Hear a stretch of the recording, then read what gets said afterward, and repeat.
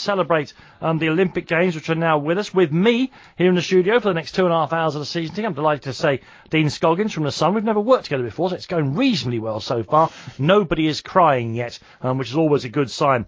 So we'll have a little break. We'll come back to your calls in just a second, because it's time now to cross live to our own Colin Murray at Team GB Clubhouse.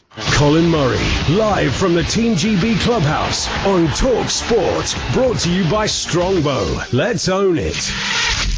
Yeah, he's in the Team GB Clubhouse. Hello, Colin. How you doing, mate? How are you today? Very, very good indeed. Great to get the first day of the Premier League under my belt. And, of course, it just couldn't be more of a sportorama, if that's the right word, with both the football coming back at the top level and the Olympics. Yeah, for us people that don't like to exercise, it's blisters in the backside time. It really is. It's a great weekend, and I'm getting to enjoy the whole weekend, Friday, Saturday and Sunday at Team GB Clubhouse, which is like a supporters hub full of competition winners right in the heart of London, getting together to watch the Olympics on about 8 different screens, including a big one here last night when history was made, of course, by Bradley Wiggins. It was unbelievable in here. It was the race itself was fantastic. It's interesting because a lot of Olympians and gold medalists are special guests of Team GB here at the clubhouse, and we just interviewed Johnny Searle on stage. The Searle brothers and Gary Herbert in Barcelona won a very famous rowing gold, and they came from behind. They won it literally with the last stroke. They didn't know they'd won it when they crossed the line.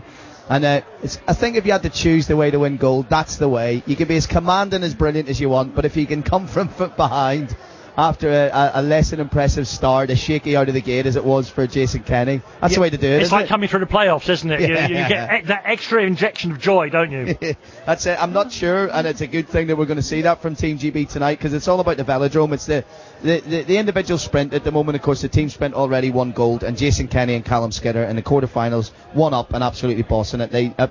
You could see them against each other in the final, the way they're going at the moment, but it's all about that women's team pursuit. I don't know whether you remember King, Rousel and Trott together at London 2012, but they broke the world record. I was there. It was amazing, wasn't it? Yeah, absolutely. But every single round, they broke the world record. So they broke it in the heat, they broke it in the semi-final, they broke it in the final. So Trott and Rousel, Shanda, she is now still there, joined by Katie Archibald, and it's now a 4-team event. Eleanor Barker joins them, and it was 4:13.26. They broke the world record already, and they go in tonight. It's such hot favourites. So I think about 10-9, this room's going to go crazy again. You know what, Colin? When I'm sometimes struggling to make my way around London in my old jalopy because of the sheer flocks of cyclists that now dominate the capital, it does occur to me every now and then. Actually, this is only one side of what's going on, because the other side is the cycling boom in this country means we absolutely dominate these big tournaments. Yeah, it's about so much more, isn't it? It's a lifestyle as well. Yeah, all of that. And I wonder, is there a connection as well? Because it's such a shame that we see so much either green space disappear and they just go out and kick a football about, or, you know, as I say, you know, we talk about these surfaces that get put down to play football, the 4Gs and what have you, and so often they're fenced off. Yeah. And you have to pay 6-7 quid to get into. I know a bike costs a few quid, but it is something, once you've got it, it's something you get out in the road and do. It's one of the real social changes that I've noticed in my own area in the last 10 years, and it is the tip of that iceberg is our brilliant cycling team in events like the Olympics, and below that, and I'm all for it, you know, even when I'm sometimes cursing that I can't get across the traffic lights,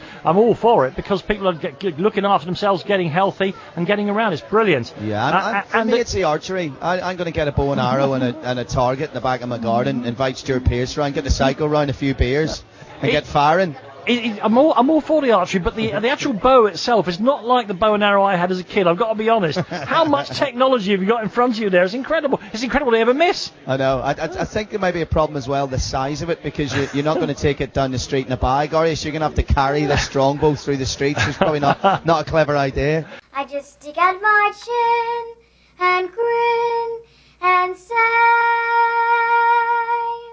oh, the sun'll come out tomorrow, so you gotta hang on till tomorrow. Come what may.